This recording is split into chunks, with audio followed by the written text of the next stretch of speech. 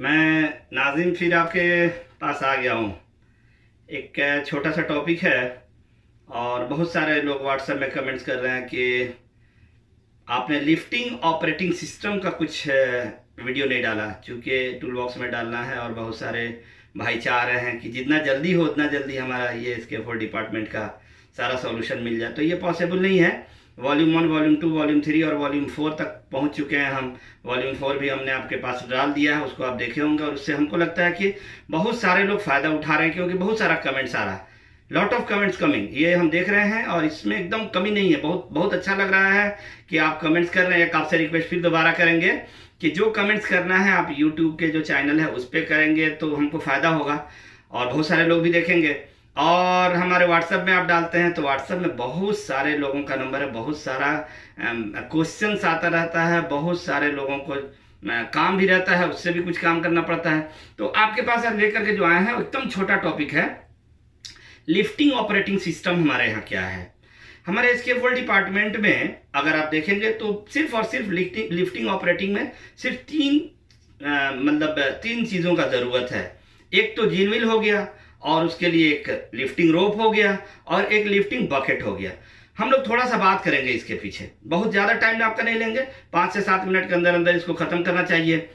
Lifting जो operating system है ये पहले आया कहाँ से, ये आपको मानना होगा। देखिए, जो पूरे वर्ल्ड में हमारा सेफ्टी डिपार्टमेंट जब आया और हमारे हमको सेफ रखने के लिए एक सिस्टम डेवलप किया गया जो 1974 में स्टार्ट हुआ।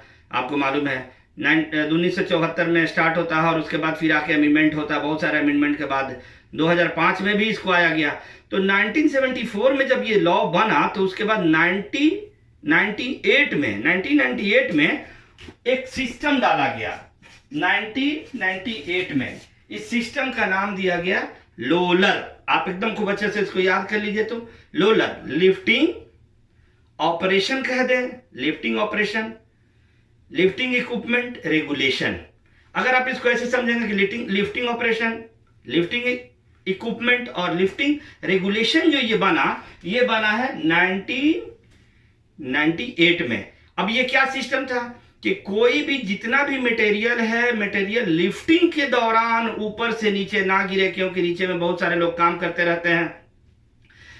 जहां ऑपरेशन चलता है उसके तो नीचे काम नहीं करते, मगर दूर दूर में भी जा करके कहीं से वो लग सकता है। तो उससे हमको सेव करने के लिए एक सिस्टम बनाया गया।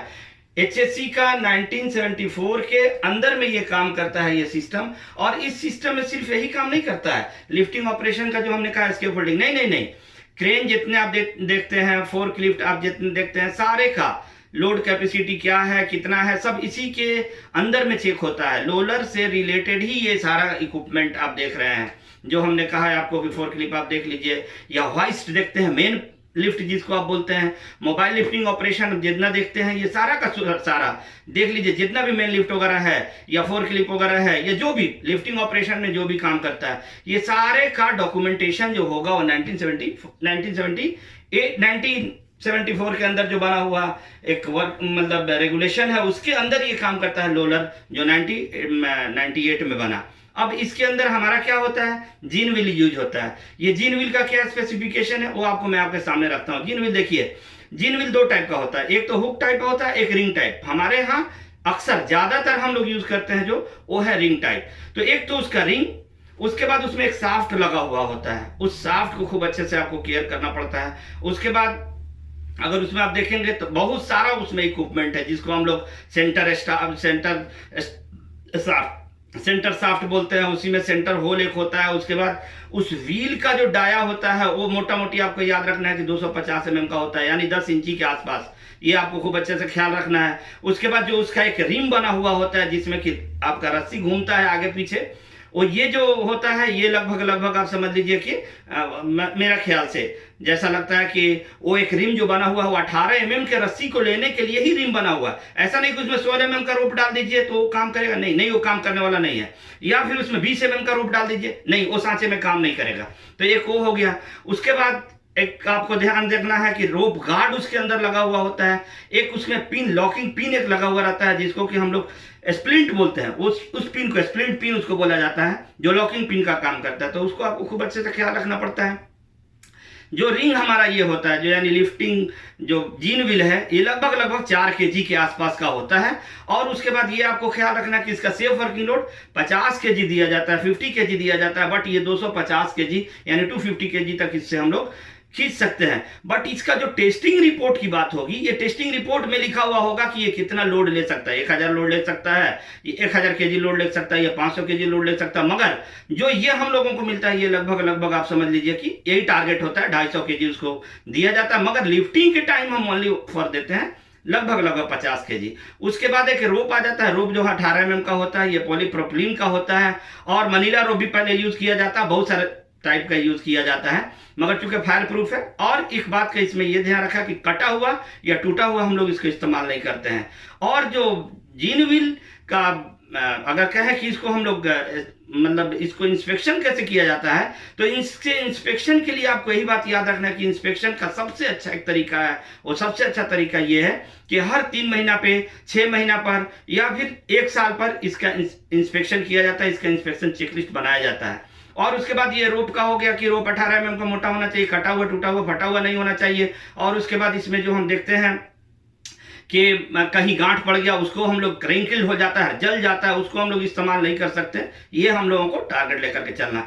बकेट का भी जस्ट उसी तरह हालात है। मगर एक बात आपको मैं बताना चाहूंगा कि ये तीनों मटेरियल का स्पेसिफिकेशन जो है फॉर द मैन्युफैक्चरिंग वाला जो हमको बना कर देता है, मैन्युफैक्चर एडवाइस हम उसमें मानते हैं। यानी एडवाइस किसका हम लेंगे? मैन्युफैक्चरर क्या लिख करके दिया उसको हम लोग इसमें मार्क लेते हैं। और दूसरा एक बात और है कि जो इसमें मार्क किया होता है, जो हमारा जीन व्हील होता है, इसका साफ्ट में मार्क किया होता है क्या सेफ वर्किंग लोड इसका कितना है। ये आपको खूब अच्छे से इसका ख्याल रखना चाहिए। सस्पेंशन पार्ट इसका कैसे होगा, जब भी हम ये इंस्टॉल करते हैं, जब भी इसको जीन व्हील को बांधने का प्लानिंग करते हैं, तो डबल पोस्ट से इसको जोड़ करके हम बनाते हैं। कभी भी डबल पोस्ट के जरिए, डबल पोस्ट से लेकर के इसको 750 mm से ज्यादा हम बाहर नहीं निकाल सकते।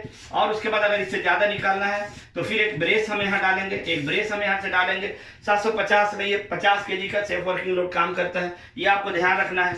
और इसके आगे और पीछे चेक कपलर लगाना है। जब भी इंस्टॉल करेंगे तो ये डबल कपलर से इंस्टॉल होना चाहिए। ये सब सारे बातों का आपको ख्याल रखना होगा जीन व्हील सिस्टम से।